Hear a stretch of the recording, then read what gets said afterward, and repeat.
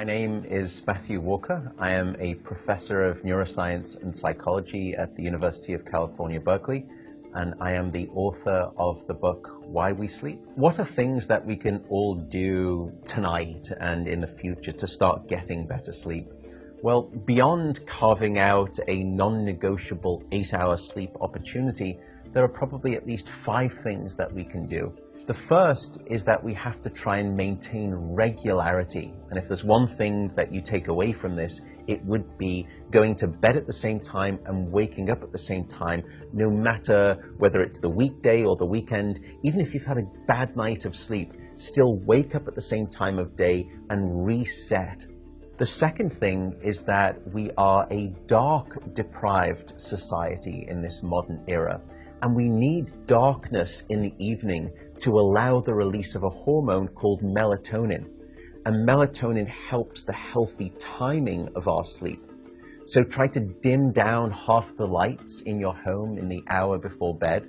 Stay away from screens, especially those LED screens. They emit blue light that actually puts the brakes on melatonin. And those blue light emitting devices fool your brain into thinking that it's still daytime, even though it's nighttime and you want to get to sleep. The third key ingredient is to keep it cool. Many of us actually have a bedroom that's too warm in terms of temperature. So an optimal temperature is about 68 degrees Fahrenheit or about 18.5 degrees Celsius. And the reason is that your brain and your body need to drop their core temperature by about 2 to 3 degrees Fahrenheit to initiate good sleep. And that's the reason that you will always find it easier to fall asleep in a room that's too cold than too hot. So having a cool room actually takes your brain and body in the right temperature direction to get good sleep.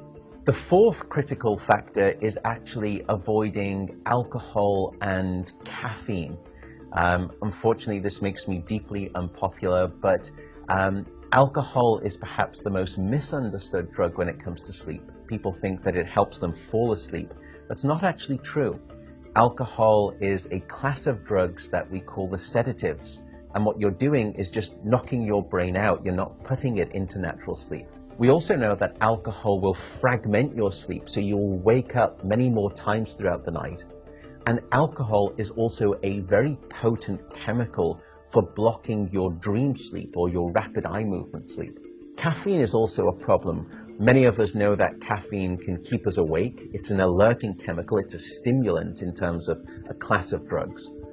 But few people know that even if you can have a cup of coffee after dinner and you fall asleep fine and maybe you stay asleep, the depth of the deep sleep that you have when there is caffeine within your brain isn't as deep as when you have abstained from that cup of coffee after dinner. So as a consequence, you wake up the next morning, you feel unrefreshed, and you don't remember waking up or having a difficult time falling asleep, but now you find yourself reaching for 2 or 3 cups of coffee in the morning, and you develop this dependency, this addiction cycle. The fifth and final tip for better sleep is to not stay in bed awake.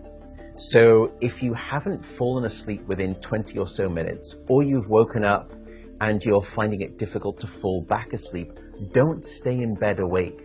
The reason is that your brain very quickly starts to learn the association between your bed being about the place that you're awake rather than your bed being about sleep.